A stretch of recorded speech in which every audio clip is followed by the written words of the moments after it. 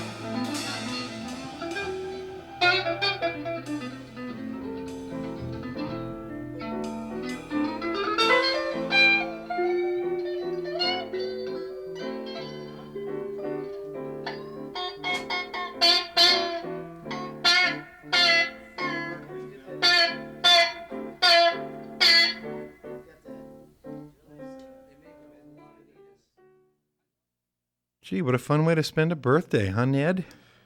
Yeah. We should tell people that this tape had been sitting, the cassettes, and we're listening to digitally reproduced cassettes that sat in my closet for 26, I guess, years. They played like butter. Yeah, and I have the Barbra Streisand where they, I have the Barbra Streisand concert where they, someone yells from the audience, "You sound like butter." That's where that whole thing came from? Yeah. The big television Saturday Night Live riff and everything? Yes. Wow. Yes. I had no idea. Yes. You collect Barbra Streisand concerts and bootleg tapes? No. Okay. No. But, just checking. But having grown up in New York and my parents raising me to be a scientist and a scholar, but also an entertainer in the sense that they thought I'd be the life of the party or something, I got to see all the Broadway shows. I learned tap dancing and ballroom dancing, and my first role model and hero was, dare I say it, on KPFA, Frank Sinatra. In any case, Barbra Streisand was someone I got to hear at her first concert in Central Park, and her marvelous adaptation of jazz techniques to popular music was something that influenced me. In that regard, I'd like to say that I was very lucky that on my birthday, but for the 5 years preceding this, to get to play with musical heroes of mine. People, and by musical heroes, I don't mean people just that I enjoyed playing and had moved me emotionally and spiritually, but people who had actually shaped my melodic style. And I'm referring particularly to Jerry and to David Crosby. And so to interact with them and to collectively improvise with them, which is what you're going to hear in a moment, was not only a great way to spend my birthday, but it was a great way to spend those 5 years.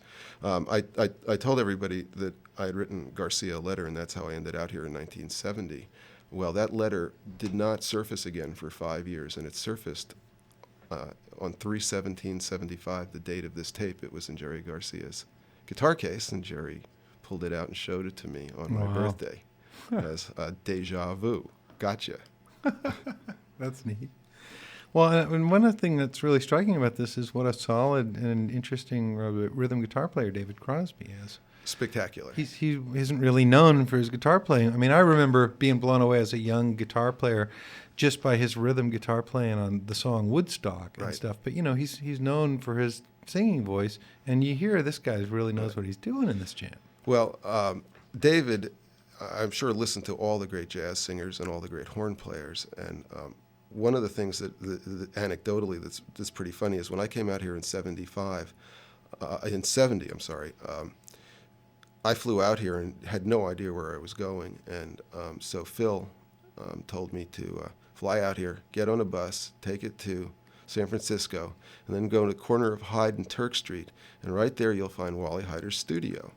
So there I was. I got off the plane. I got on the bus. I went to Wally Heider's studio at Hyde and Turk there. I walked into the studio, and there was Jerry sitting at the board. And there's 3 studios, A, B, and C. And Jerry said to me, "Oh, you can play on our album," which was American Beauty, which just shocked me. But what was going on there was what I had heard about from the East Coast, which was this great interplay between all the different musicians, because in the other studio was the Jefferson Airplane, and in the third studio was David Crosby working on his first solo album. And I bring that up because we're talking about the jazziness and the jazzy feel of what we're playing tonight. Well, in 1970, when I sat in on David's record and on those takes, which were never used on his album, he walked over to me while he was playing and said, "Could you sound a little less jazzy?" And at that point, my hero had been Bill Evans, and I had grown up playing very lyrical, but with lots of sevenths and ninths. I'm sure some of you know what that means. But by the time we got to 1975, David was stacking chords as I described, and you're going to hear more of that in a moment. Because of his ability to sing a cappella and sing and hear all the harmonics, as Jerry was able to do as well, jazz harmonies came naturally to them, and passing chords and harmonizations and transitions came very naturally to them. Fitting those into the rhythms of jazz also came very naturally to them, and I want to add that Bill Kreutzmann, who is known as a rock and roll drummer, and I don't know if he ever played any jazz, in my mind would have been a great jazz drummer. And on here you can hear how solid he is, but how tasteful he is, and how appropriate he makes the drum sound to what we're doing. Anyway, going on to what we're going to play next is we're going to play number 2 and number 3 in this collection.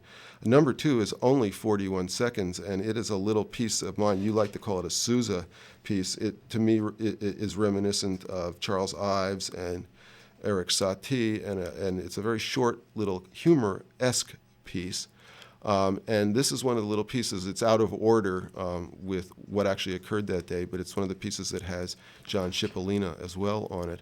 And if it's possible, David, after it ends, you'll hear all 5 of us sequentially laugh. And if you could turn up the volume a little bit so you can hear. I did when I mastered this. Yeah, I cranked it up a little bit. Because one of the interesting things that I'm proud of in this birthday tape is that everybody was laughing and having a really good time. I won't tell you all the reasons on the air why that's true, but I'd like to believe that some of them just have to do with the music. Before you start playing a little bit more musicology, number 3 is a collection of themes and rhythms that I have been working on. In the compendium, they're sort of labeled Grateful Dead things, but they're really not, even though the Grateful Dead licks, particularly from Jerry, are played on top of them. And some of the things to listen for are some of the things, again, that come from the jazz world. One of my piano teachers played with Charlie Parker, and one of my heroes, and who I got to listen to extensively when I was growing up in New York, was John Coltrane. And one of the things they played in their different styles was what was called in the jazz world sheets of sound, huge numbers of notes and large, almost topographies of sound. And so you're going to hear some of that in the piano, but also in the guitar. David is playing, and maybe we should have noted this before, David is playing an electric 12-string. So you're going to be able to hear all these strings and his tuning, and you're going to be able to hear his strumming in the matrix of the sound. What goes on here is collective improvisation, and so to call this a jam and is very appropriate. This is not, and it's sort of tune development.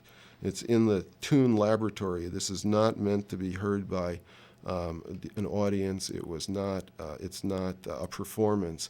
It's us getting together for the sheer joy of making music together and for hearing syncopations and rhythms and trading them back and forth. What ends up happening, though, is something very surprising. We get to a point where David is listening very carefully over my shoulder and watching my hands, as is Phil in front of me, and we start playing into a set of changes that towards the end of this 18 or 19 minutes becomes almost a tune unto itself with a structure. One final musicological note is, having grown up listening to a lot of different kinds of music, some of this is not in typical 4/4 or 3/4 time. In one hand I'm playing in 1 meter, in another hand I'm playing in another meter, and the phrasing is not always in groups of 4s or 2s as is normal Western popular music. That was by intent, and it leads to a little bit of a disjointed feel to it. But again, it flows and it works. We all knew what we were doing, and we liked doing what we were doing. Why don't you just play it?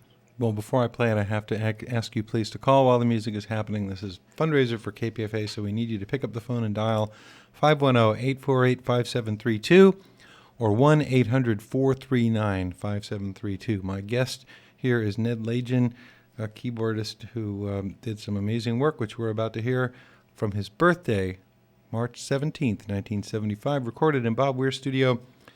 Ned Lagin on piano, David Crosby on electric 12-string, Jerry Garcia on electric 6-string, Phil Lesh on bass, Bill Kreutzmann on drums, and John Cipollina on this little short bit here on guitar. Right. We have just a bit of all-American goofiness and then this other nice jam. So dig all this, folks, and please call in a pledge to KPFA if you can while the music is happening. Thanks for listening, and thanks for being here, Ned. Thank you, and everybody listen to the first piece closely because it goes by faster than you'll believe.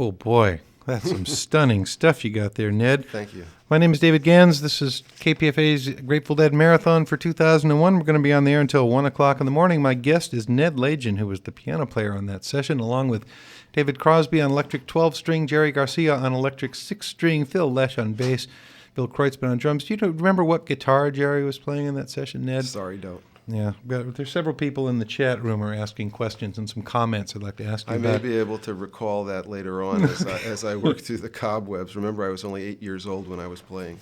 That's right. It was his, he hadn't even his bar mitzvah yet. Nope. And there he was at Aces with all those musical heroes. Right. Karen Hicks says her 10-year-old son loves the Seastone tapes they have from the live shows you guys did in Marin County in '75, and her 10-year-old son calls them whale music and thinks it's good music to think to. I happen to agree with him, by the way. Well, I'm very gratified. First of all, there is a relationship to whale music there, and that is Seastones was a piece that started out compositionally with me in 1970, and it had a lot to do with a number of issues. It's a process piece, and by that I mean there's more than one version of it, and there's more than there. In fact, in 1972 there was an acoustic version with all the same players on it. It reflects a lot of feelings, some of them frightening from Vietnam and from what was going on, as I said, when I met the Grateful Dead at the same week that the Kent State killings occurred. But it also has a lot of transcendentalism in it, particularly the last section, and a lot of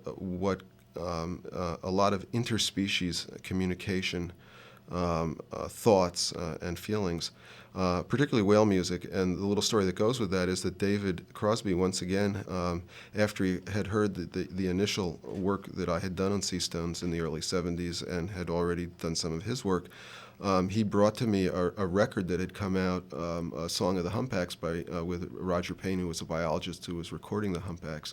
And we sat at David's house and listened to that often and thought about it. So I'm very gratified to hear that people still remember that and that kids are thinking about it. Of course, I went to MIT, and so music to me is everything from dance and sex and music and fun, but it's also something to think about. There's all different kinds of music, and it should stimulate all different parts of your body and your brain. I've often characterized Grateful Dead jams to people who are wondering what it's all about as really good music to think along with. And one of the things I sort of came up with earlier this year in a conversation with somebody was that the songs themselves were provocative enough. A lot of Hunter's lyrics were vague and sketchy and suggestive rather than assertive, and it would give you something to ruminate about when they went off into these jams. It was absolutely. very good music to philosophize with. I think one of the, as I was telling the story of how I met the Grateful Dead, one of the reasons that my friend pushed me towards the Grateful Dead was that there was not only things that we were doing that musically, stylistically, rhythmically were happening, but there was a process that we were going through that allowed that openness. It allowed that openness of interpretation.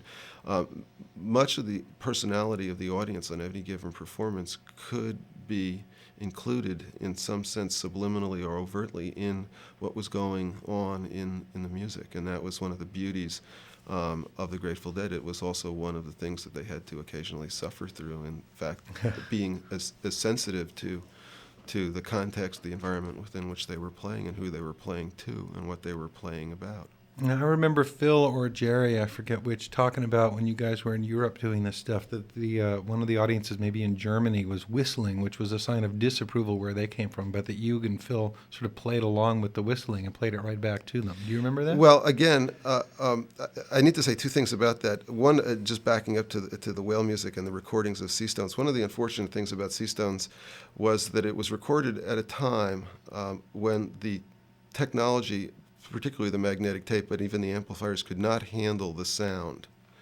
And so, for example, when I played on stage, I had the ability to play a chord on stage and lift the entire PA as if it were a seismic event. Phil and I were able to play subsonics, as was Jerry, and those could be felt, but they, the tactile part of music, but those could not be heard and those could not be recorded. Surround sound, it would be interesting to remix some of Seastones in surround sound with today's technology, because The original record that was released was actually released in quad, and when it's flattened into two-dimensional stereo, you miss the three-dimensionality of the sound taking place.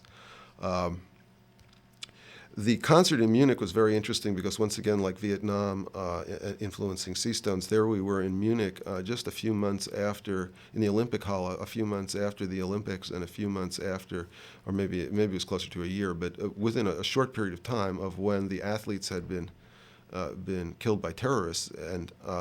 And I'd never been to Germany before. I'd been to Europe, but Germany was, for me, an interesting place to go and see what was going on.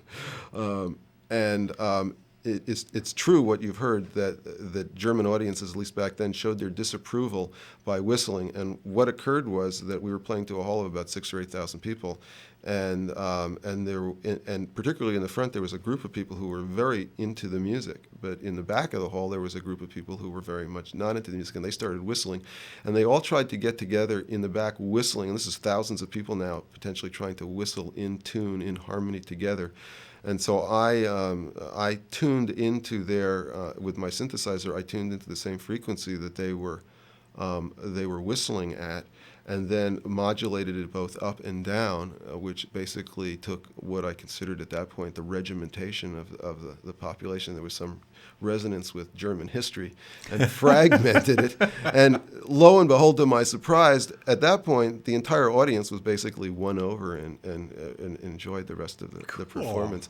But as I said a moment ago, particularly with the Grateful Dead, that interaction and understanding with the audience and feedback with the audience was critical to me. It was critical to Phil. It was critical to Jerry, and it was critical to the entire family. Now, a fellow on DeadNet who's posting here in the chat room, or maybe it's in the conference, said that he was at the show at Roosevelt Stadium in August of '74, which I played on this program a few months ago, and said that you and Phil scared the bejesus out of him. Well, I'm laughing. I'm not surprised. As I said, some of this music comes from the Vietnam War, and it comes from other deep psychological and psychic sources, and it's meant to do that. There is music, if you go back to things as classically cliched in a sense today as Wagner, there are things that were frightening to audiences when originally played. Some of Stravinsky's music caused people to riot and throw chairs at the stage, as did, hard to believe, Debussy. Music, I can't do the quote exactly, but calm the savage breast. Well, it also can inflame the savage breast. It can also bring back memories, collective unconscious memories that may evoke fear. Mountain Girl used to tell me every time she saw me, she'd bring up the same thing. She'd say, when I play Seastones, there's a point when I think that people are breaking into the house or driving up the road, and it frightens me. And then something else translates that into a different space. But she remembers the effect that it had on her, and it has nothing to do with overtly what the sounds that she's hearing. It has to do with the emotions that are at play in her heart and mind. That's and she hears that. On a similar note, my wife and I were out record shopping a couple of weeks ago, and she picked up one of the Coltrane of the Village Vanguard CDs, and we listened to it when we went to bed.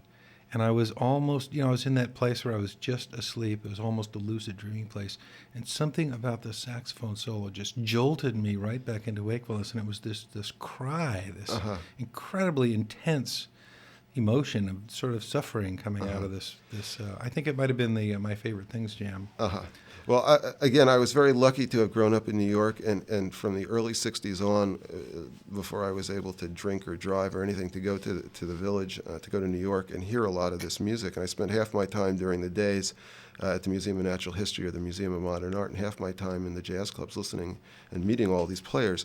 And Coltrane, even when he was playing things that were still relatively melodic, tonal, and rhythmic, My Favorite Things, for example, had the cry of the slave and the cry of the beast and the cry of pain. The whole black avant-garde jazz movement affected me greatly. That's Archie Shepp and Cecil Taylor, and again Coltrane, and of course Ornette Coleman, and many others. And when I had my jazz program on WTBS in Cambridge when I was going to college before I started broadcasting live from the Jazz Workshop.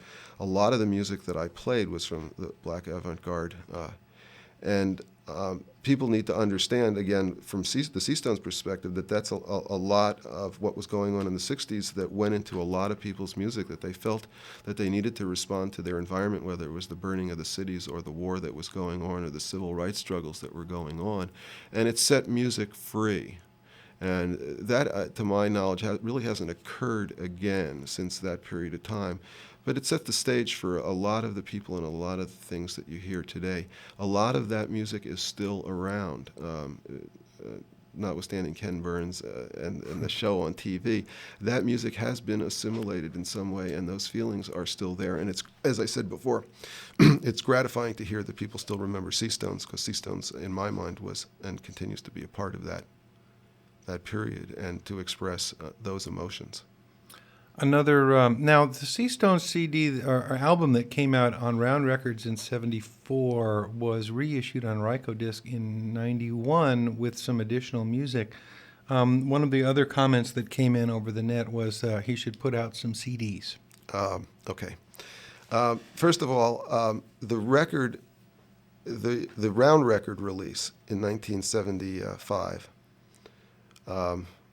came out at a time when the Grateful Dead were moving from Warner Brothers and then through Round Records and Grateful Dead Records to eventually United Artists. And just a few weeks after that record came out, we were transferred to United Artists, who really didn't have an understanding of Seastones. So the first pressing was somewhere between 14 and 20,000 LPs, and that was sold out, and then it was never really replaced in the stores.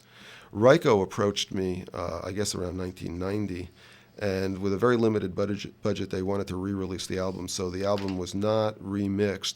A second version of Seastones was added, but a lot, maybe 5 or 6 times the length of that CD of material. Much of it more minimal and more tonal, has never been released. In addition, there was one fatal flaw in the Ryko release, which was the sections that were clearly delineated, the 7 sections that were clearly delineated on the LP, were mastered down in LA, but never appeared on the CD. So the CD appears as just 2 tracks, one very long Seastones and one shorter Seastones, and which is unfortunate because there are several sections. And as I said, it's a process piece, so it was meant, the order as it was in performance was meant to move around as a Calder mobile.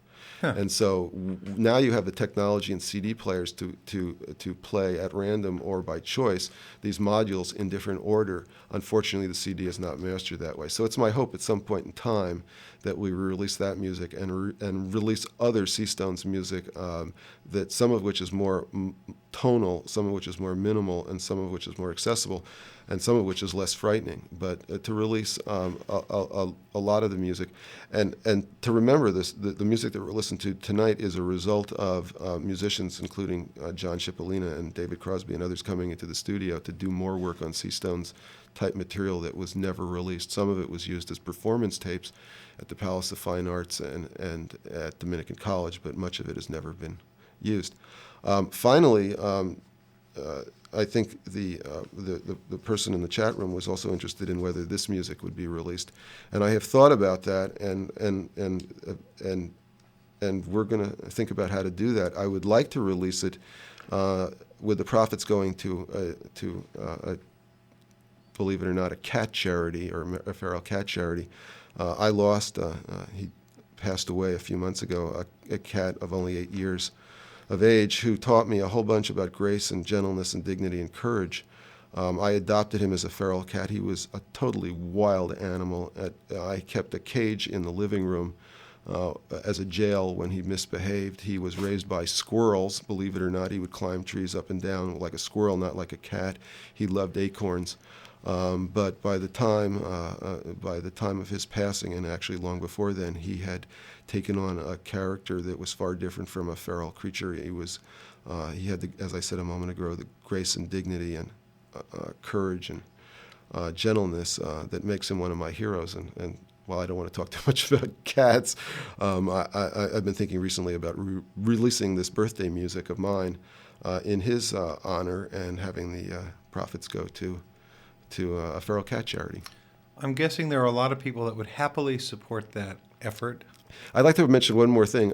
I have been a recluse for many, many years. In fact, this music hasn't been played for 26 years, and maybe David and I will talk a little bit more about that later. But the way that David and I bonded was when I was telling him one of my other cat stories, which had to do with me buying a house so my other cat would have a home and a house rather than an apartment. David said to me one of the reasons he got his house was that his aging cat would have a backyard to play in, and that instantly bonded me with him.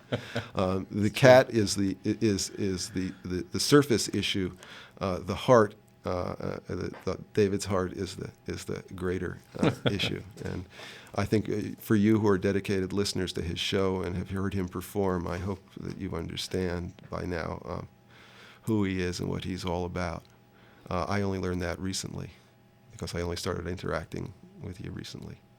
I'm dumbfounded, Ned. I think we need to move on. Okay. There's another piece of music here from the same birthday tape. Yes. This is on my list as Ned's number 4. What would you like to say about this one? Very quickly, this is more of the jam music laboratory, us playing for the sake of sort of playing licks off of and rhythms off of each other and phasing those.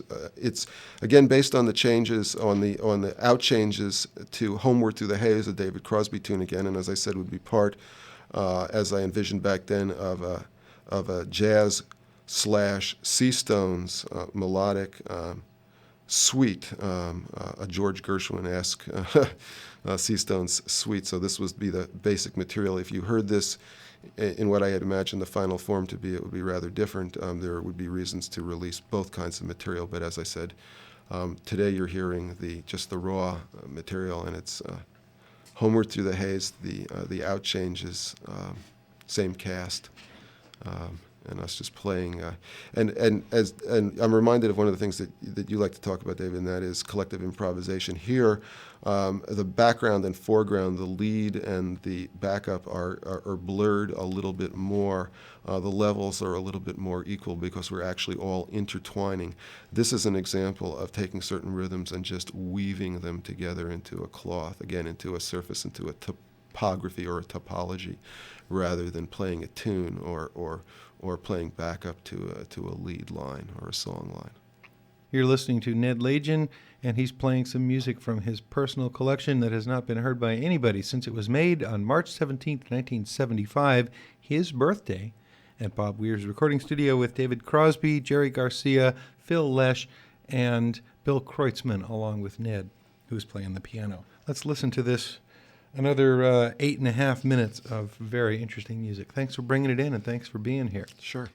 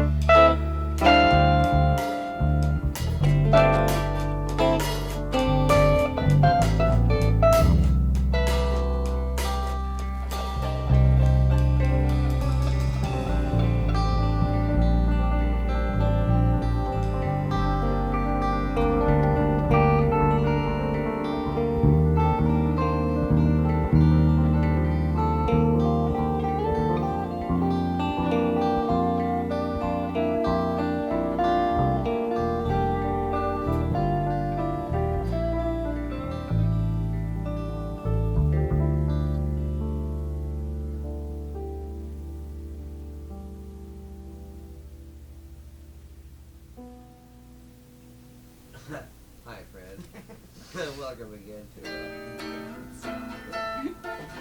next we'd like to get a little number.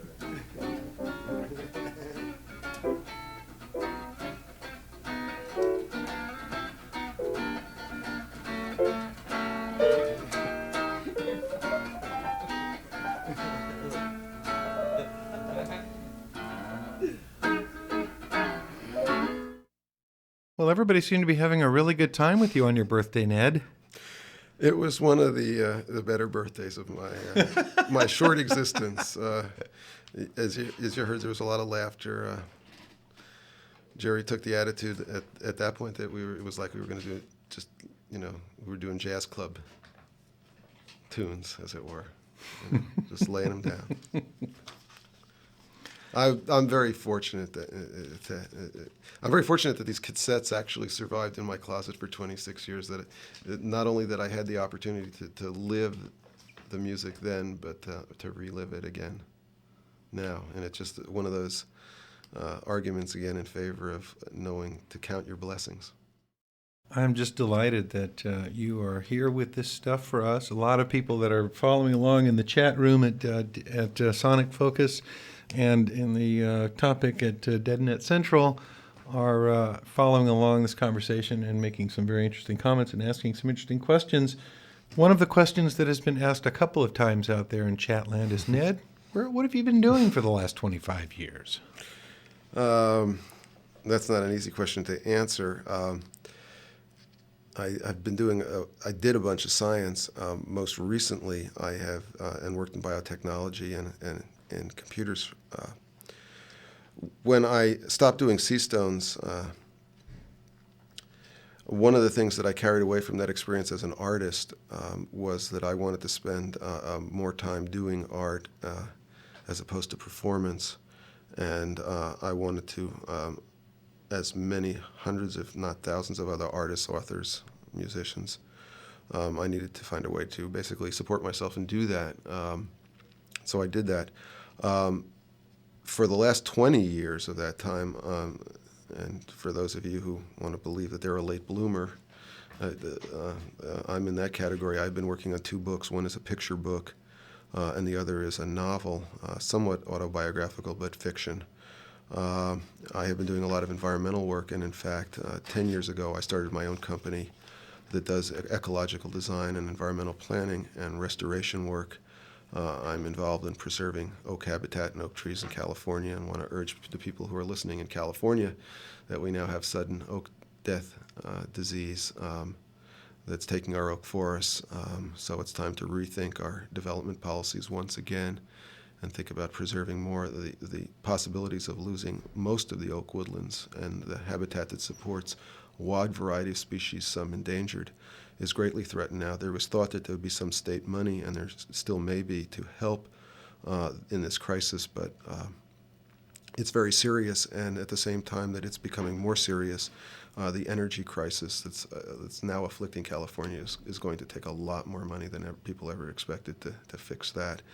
So I've been working on a lot of what I would call heartfelt issues, and I've been very fortunate, again, counting my blessings, to find a career that pays some of the bills and allows me a lot of time to spend with my cats and my Seastones and work on my pictures and work on my book. I want you to tell everybody what you did at Hamilton Field. That was just I think that is just one of the coolest things. You'll have to.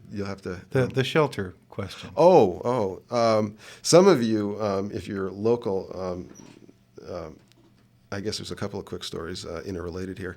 I was going to work one morning 10 or 12 years ago, and somebody handed me a leaflet about Warner Creek in Novato, and I thought that there were environmental groups. I was just on my way commuting somewhere, and so I got waylaid and eventually formed this committee to save creeks, and from that ended up in politics, county politics and city politics, and served as a city official, chair of the Planning Commission, chair of Economic Development, and chair of Downtown, and some other committees for almost 10 years in Novato.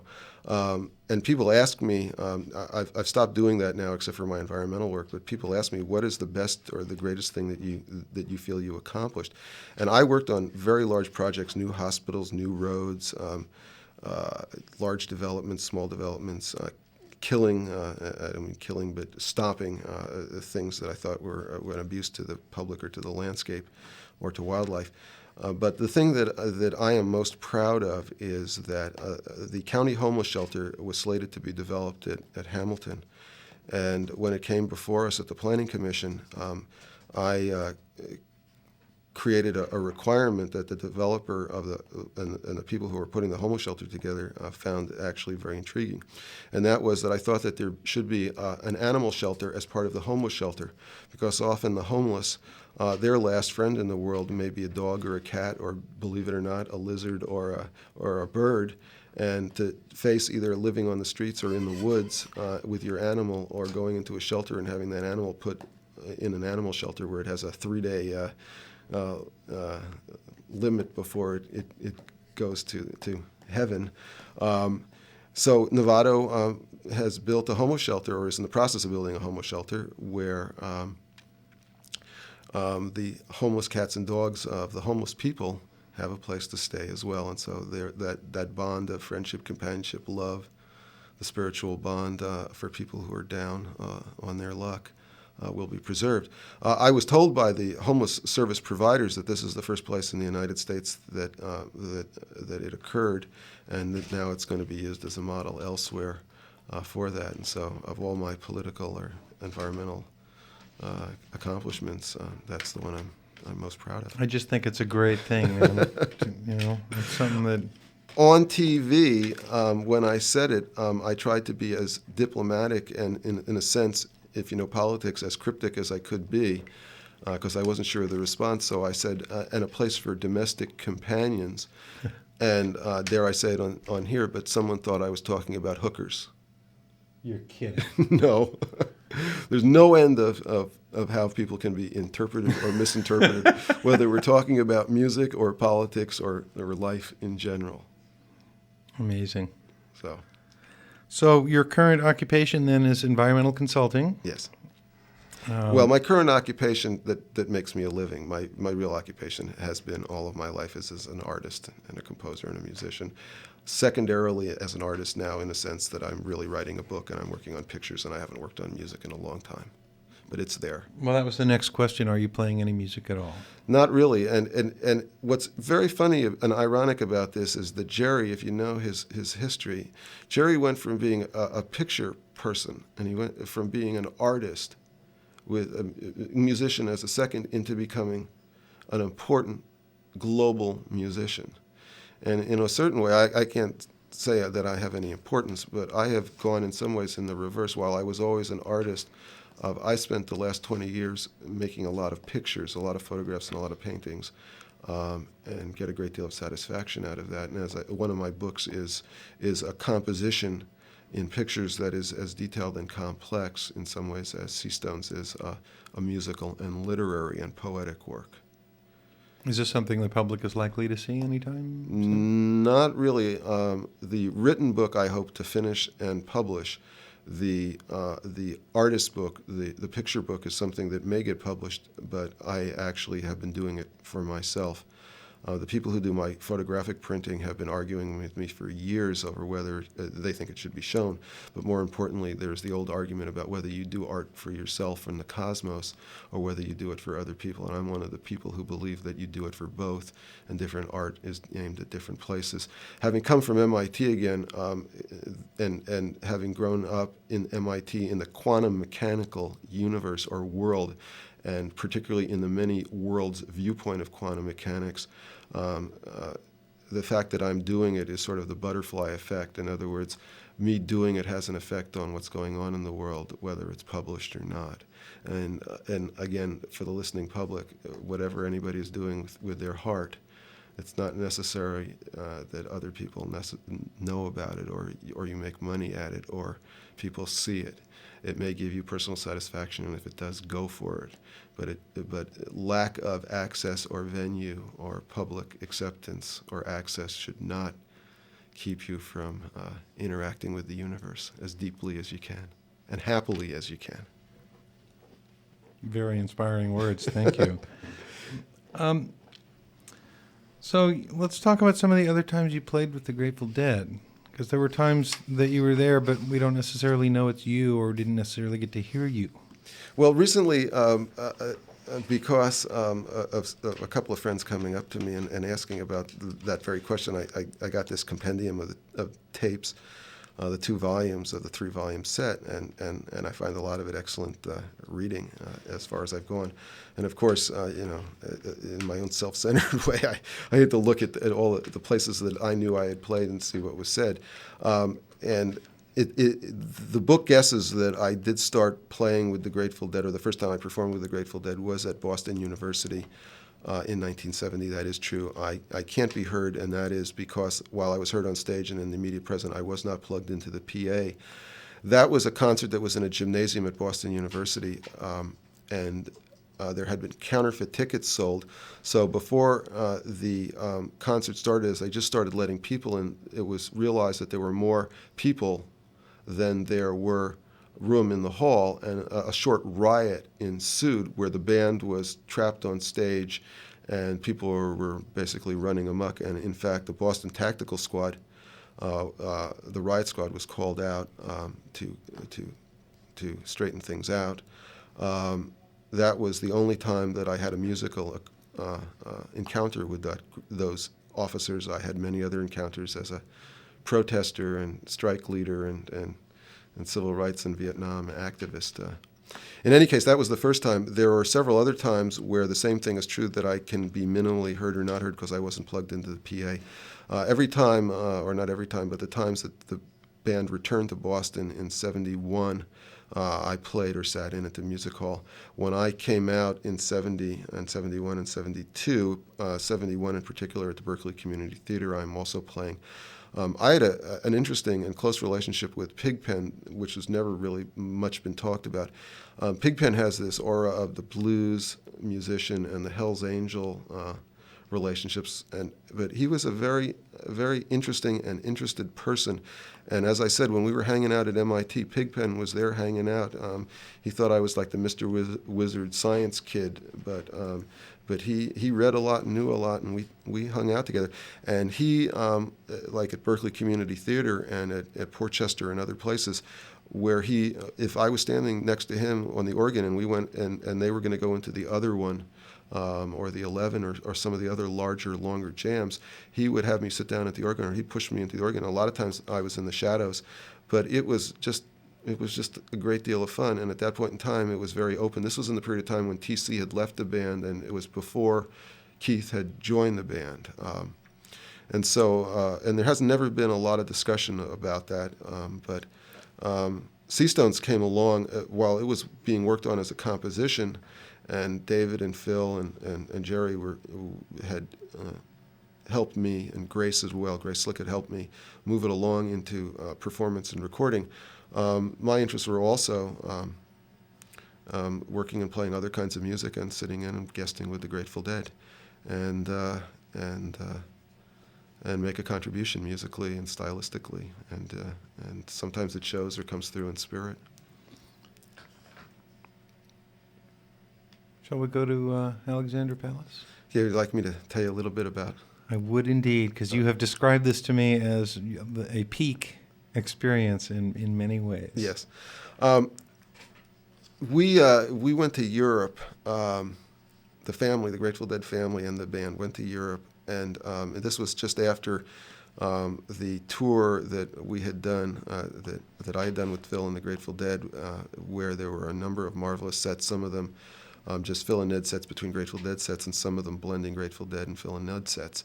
And so we got to London, and there were 3 nights scheduled at Alexander Palace, and Phil and I were supposed to do our sets in the middle of the Grateful Dead sets, or coterminous with the Grateful Dead sets. And the first night, the Grateful Dead played for a very short period of time, starting late and ending early, because there wasn't the right power equipment. And it was really a very frustrating experience for the band and the family and the promoter and the audience. And I'm not sure, again, having looked at the compendium, the length that's there appears to be longer than I remember, because I remember only 45 or 50 minutes, or maybe an hour and 10 minutes at most. And my memory is usually very bad on some things, but very good on others. This is one of the things that it's a little better on. And the second night was the same way, a little longer, but again, the frustration of poor equipment and poor coordination. And on the third day, there was a band meeting that afternoon where we promised each other a whole bunch of things, and moved our spirits. I'd like to say back in time to a little bit earlier in the 70s than where we were chronologically. And that night turned out to be an exceedingly high night. Some of the people from Pink Floyd were there to hear what we were doing with computers and electronics, and to hear the Grateful Dead. Some people from Apple Records, the Beatle record label, and we came out and all of us just, I think, just played phenomenally. Phil and I did an interesting Seastones set, which you're not going to hear tonight, and Phil and Bobby and eventually Billy joined us, and you're going to hear now when we go into Eyes of the World. I want to add a little bit more about jazz playing and horn lines and lead lines, because Jerry, I think, was influenced by a lot of jazz and horn players were influenced in turn by a lot of vocalists. So you hear a lot of declamatory and lyricism in Jerry's lines. And as I said, I was very lucky and fortunate to have met and or played with a lot of people who influenced me. And Jerry was one of them. And this night, I was given the opportunity to actually play lead several times, including in the beginning of Eyes of the World on electric piano, which was just astounding. And I'll never forget the wide-eyed wonder of the people in the front rows as they were hearing this. I am, as you'll hear, I'm left, again, we talked about laughter on the birthday tape. Well, at the end of this long sequence, which is Eyes of the World into electronic jam playing and out into Wharf-Rat. I'm left at the end.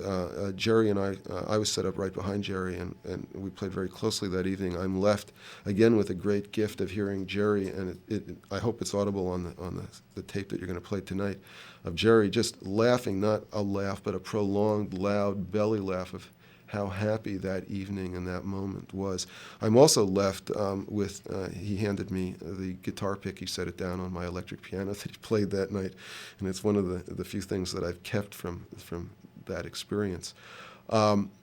Wharf-Rat, I should talk a little bit more about sequences. There were sequences that everybody felt comfortable, one tune going into another, and if you follow the Grateful Dead or the tapes of the Grateful Dead, you've seen that. Well, very often you'll hear in the Winterland tapes or the Winterland session, the Winterland concerts that I played on, or Berkeley Community Theater, where we go from Dark Star. One of the tunes that I feel very emotionally strong about, and it comes back in a sense in that homeless shelter story I told you about a few minutes ago, is Wharf-Rat. Wharf-Rat is a very, very powerful tune to me.